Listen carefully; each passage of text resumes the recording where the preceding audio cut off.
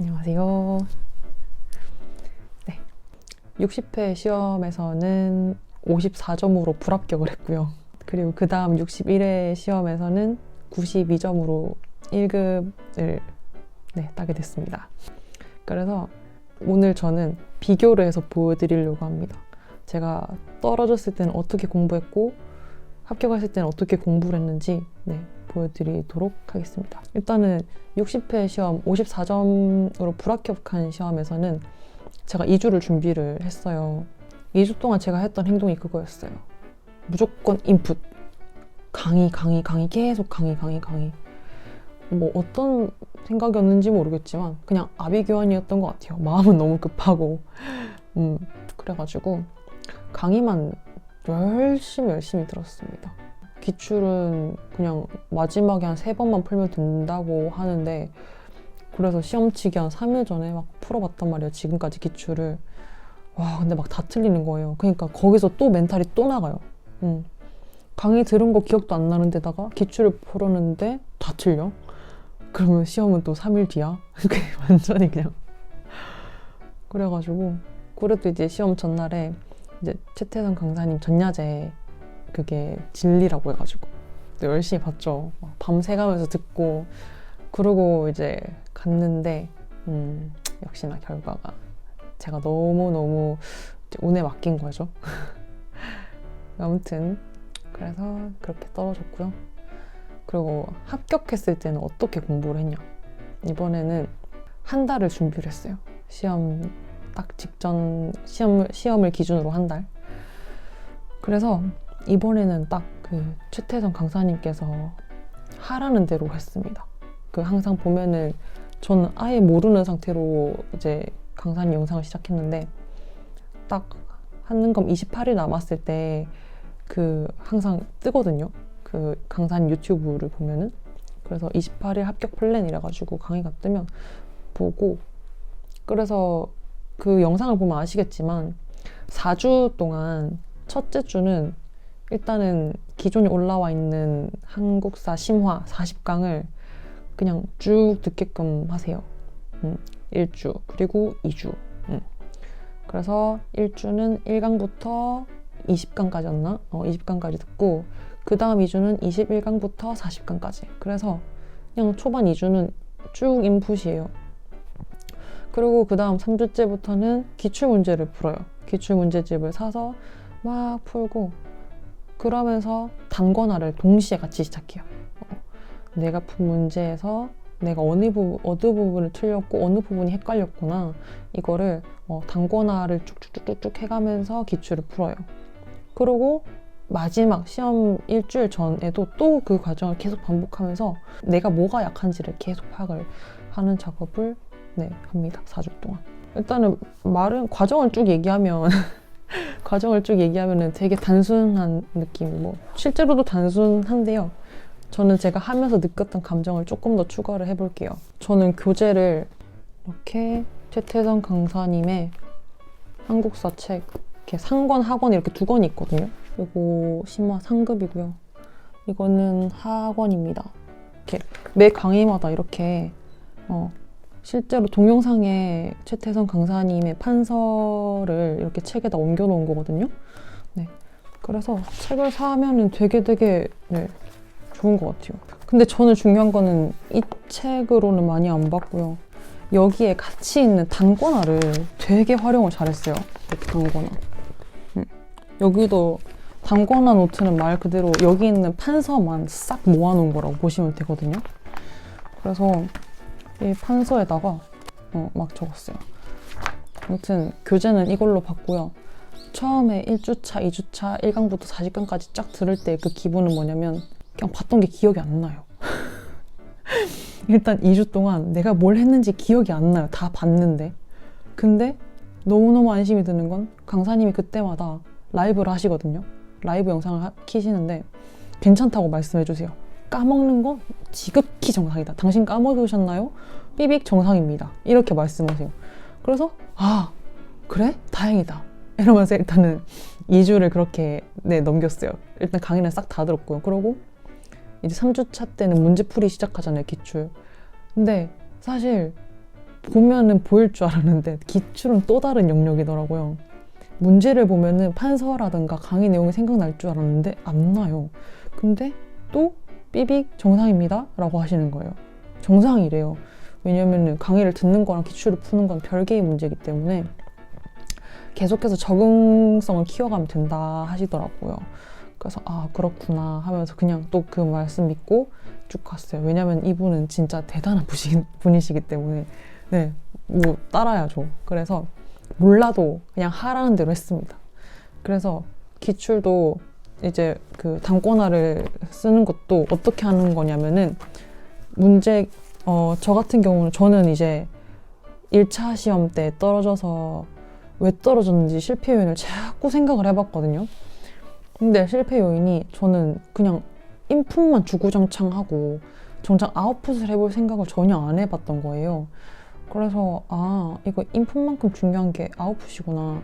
그리고 한국사는 흐름이 절대적으로 중요하구나. 왜냐면 흐름으로 막 3분짜리 문제들이 꽤 되기 때문에 이거를 네, 파악을 해야겠더라고요. 그리고 2점짜리 문제여도 흐름을 파악을 해야 되는 문제들이 꽤 있었어요. 그래가지고 아 이게 단순하게 뭐 어떤 왕이 뭘 했다 이런 암기도 중요하지만 고조선 때부터 현대사까지는 정말 역사는 흐름이구나 싶어서 저는 그 최태성 강사님 기존의 이 책 말고 기출문제집을 살 때 아예 뭐 600제 이런 거 말고 저는 이거를 샀습니다. 시대별 기출문제집을 샀습니다. 왜냐면 저는 이거를 골랐던 이유가 아까도 한국사는 흐름이 중요하다고 했잖아요. 이거는 말 그대로 시대별로 문제가 있어요. 그러다 보니까 통일신라시대 파트, 발해 파트, 고려시대, 조선시대 이런 식으로 시대별로 단원별로 기출이 정리가 돼 있단 말이에요. 그래서 아 이게 흐름 파악하기에는 정말 좋겠다. 기출도 풀면서 내가 흐름도 파악을 하고 어느 시대에는 어느 지문이 키워드고 이런 걸 제가 파악할 수 있으니까 시험장 가서도 자신 있게 풀 수 있겠다 싶더라고요.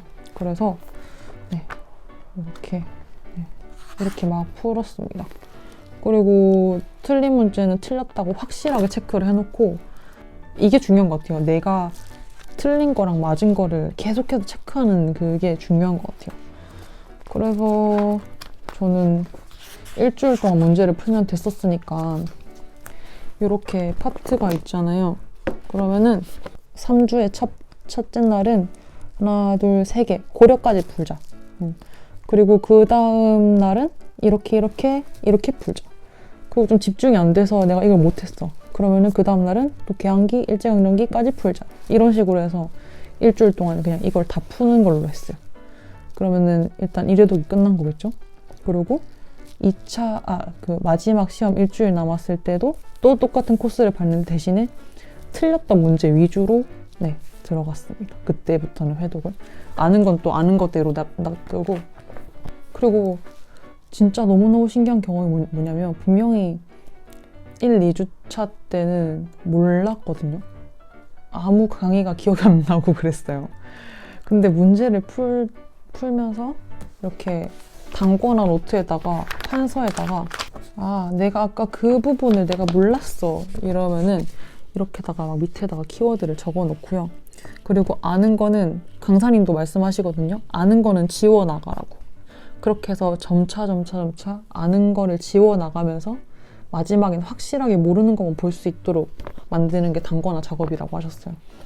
그래서 네, 이렇게 아는 건 아는 대로 지워가고 네, 모르는 건 모르는 거대로 체크를 하고 그러면서 진짜 이거를 제가 수십 번 봤어요. 수십 번. 진짜 자다가도 모르겠으면 바로 봐가지고 또 보고 막 흐름도 보고 막 전투 정말 많다. 그래도 우리 조상님들이 우리를 위해서 이러면서 막 이제 감정이입하면서 듣고 네 그랬습니다. 그래서 예전에는 한국사라고 하면 그런 자리를 좀 피하기 바빴거든요. 왜냐면 아는 게 없으니까.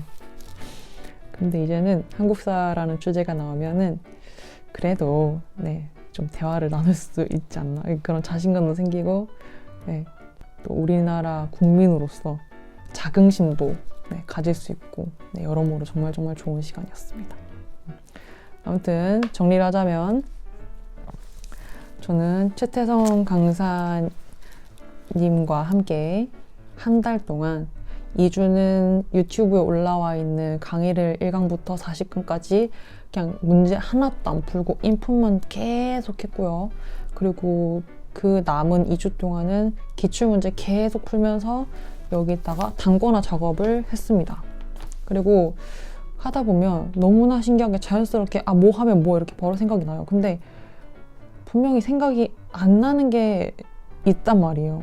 아무리 외워도 이게 기억이 안 나는 애들이 반드시 있어요. 그런 애들은 어쨌거나 좀 뭐라고 해야 되지?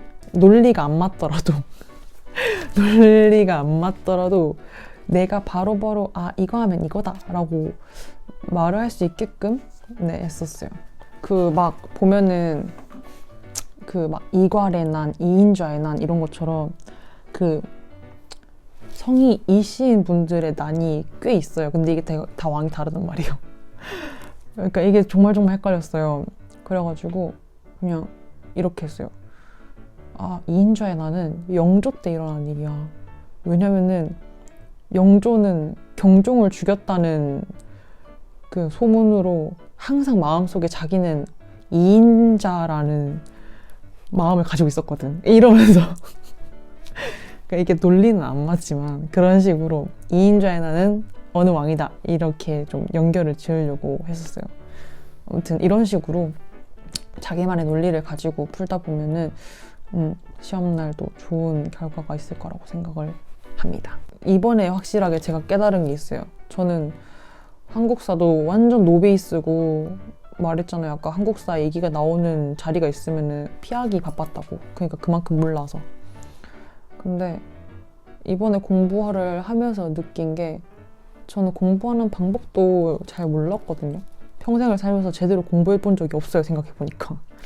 근데 이번에 하면서 느낀 거는 모른다고 잡고 있을 게 아니라 모르면 모르는 대로 빨리 넘어가고 남는 시간 동안 오히려 그만큼 많이 보는 게 더 좋다는 걸 확실하게 느꼈어요. 내가 오늘 이거를 몰랐어. 모르는 걸 확실하게 알고 넘어가는 것도 중요하지만 내가 100%를 만들어야 되는데 그중에 20%에서 내가 이걸 잘 모르겠어서 20%만 계속 하다 보면 나머지 80을 제가 놓치게 되는 거잖아요. 그래서 그냥 효율성으로나 안전성으로나 따졌을 때는 20 이렇게 5개의 파트가 있으면은 20에서 내가 한 10% 알았어? 그럼 일단 넘어가. 그리고 여기서 한 5% 알았어? 넘어가.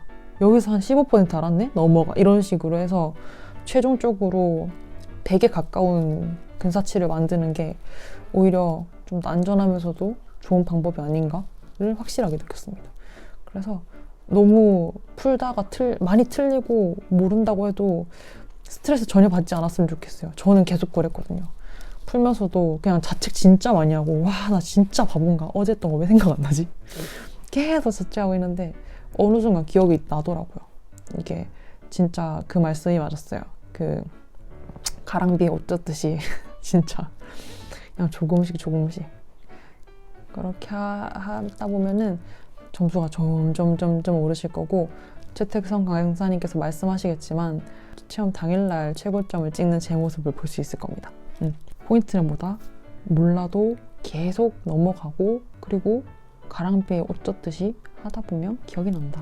그리고 아무리 해도 시험 직전까지 안 외워지는 애들은 논리가 안 맞더라도 나만의 논리를 가지고 외워버린다. 그리고 아는 거랑 모르는 걸 확실하게 구분을 해주시는 게 미래의 나에게 굉장히 큰 선물이 될 거예요. 아는 거랑 모르는 거 구분을 제가 확실하게 안 해놓으니까 나중에는 이것도 봐야 되고 저것도 봐야 되고 하는 시간을 잡아먹더라고요. 그렇게 하니까. 그래서 아는 것과 모르는 것 다 틀렸으면 다 틀렸다고 다 체크해요. 다 체크하고 어차피 시험 당일날 합격만 하면 되는 거잖아요. 그래서 과정에서 틀린 거는 틀렸어. 오예 틀렸어.